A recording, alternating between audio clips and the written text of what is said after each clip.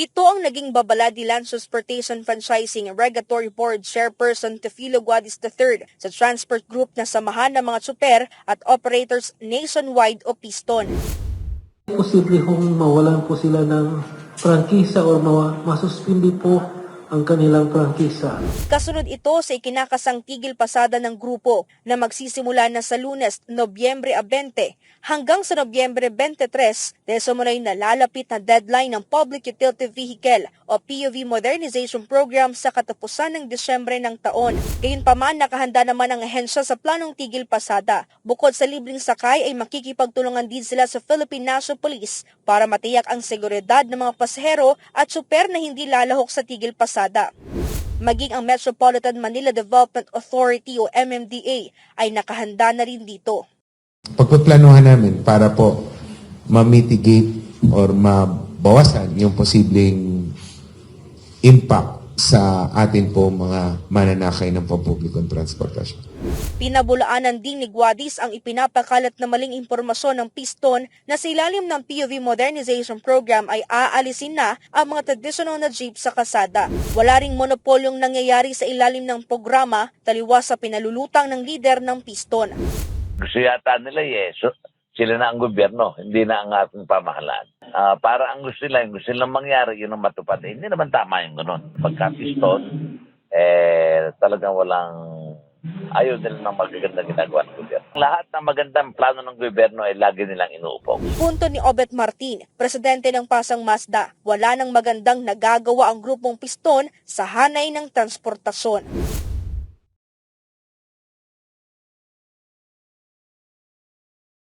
Posible kung mawalan po sila ng prangkisa o masuspindi po ang kanilang prangkisa. Ito ang naging babala ni Land Transportation Franchising Regulatory Board Chairperson Teofilo Guadis III sa transport group na samahan ng mga tsuper at operators nationwide o Piston. Kasunod ito sa ikinakasang tigil pasada ng grupo na magsisimula na sa Lunes, Nobyembre 20 hanggang sa Nobyembre 23 dahil sa munay na lalapit na deadline ng Public Utility Vehicle o PUV Modernization Program sa katapusan ng Disyembre ng taon. Sa press conference hapon ng Huwebes, nanawagan si LTFRB Chief na kung maaari ay wag na lamang ituloy ang binabalak dahil salungat ito sa usapan ng grupo sa gobyerno. Lalo't ang prangkisa ay isang pribilehiyo na ipinagkaloob sa mga operator ng pampublikong transportasyon. Pinabulaanan din ni Guadis ang ipinapakalat na maling impormasyon ng Piston na sa ilalim ng PUV Modernization Program ay aalisin na ang mga traditional na jeep sa kalsada. Wala pong katotohanan yon. Pawang kasinungalingan po yun. Ang katotohanan po, hanggang umaandar yung sasakyan nyo, hanggang roadworthy po yan, base po sa standard ng LTO, pwede pong tumakbo. Hindi anya totoo na sa loob ng 6 hanggang 9 na buwan mula ng pagpasok nila sa kooperatiba ay kailangan ng palitan ang kanilang unit. Wala ring monopolyong nangyayari sa ilalim ng programa, taliwas sa pinalulutang ng lider ng Piston. Kasi ang mag-consolidate po, yun din pong mga operator, driver, doon sa kanilang mga ruta. Sila po yung may karapatan, sila po yung may preference doon sa ruta. Kaya hindi ho totoo yung may magmomonopolize. Mas sinimplehan na rin ng ahensya ang mga requirement ng mga nais pumasok sa kooperatiba upang mabilis na makabuo o makapag-consolidate.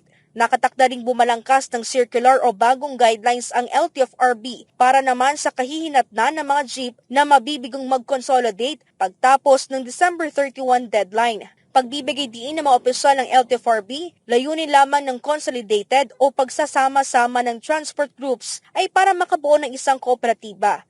Sa ilalim kasi nito, mas mailalapit sa mga tsopero operator ang mga tulong ng gobyerno sa transport sector. Sa datos ng LTFRB, umabot na sa 65% ang PUV units sa buong bansa ang nakapag-consolidate sa ilalim ng PUV Modernization Program. Gayunpaman, nakahanda naman ang ahensya sa planong tigil pasada. Bukod sa libreng sakay ay makikipagtulungan din sila sa Philippine National Police para matiyak ang seguridad ng mga pasahero at tsuper na hindi lalahok sa tigil pasada.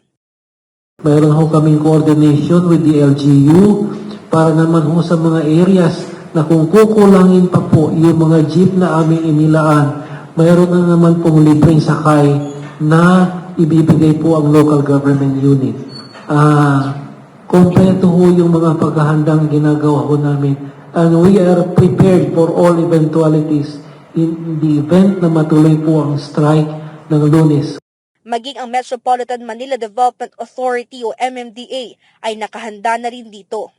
Pagpaplanuhan namin para po ma-mitigate or mabawasan yung posibleng impact sa atin po mga mananakay ng pampublikong transportasyon.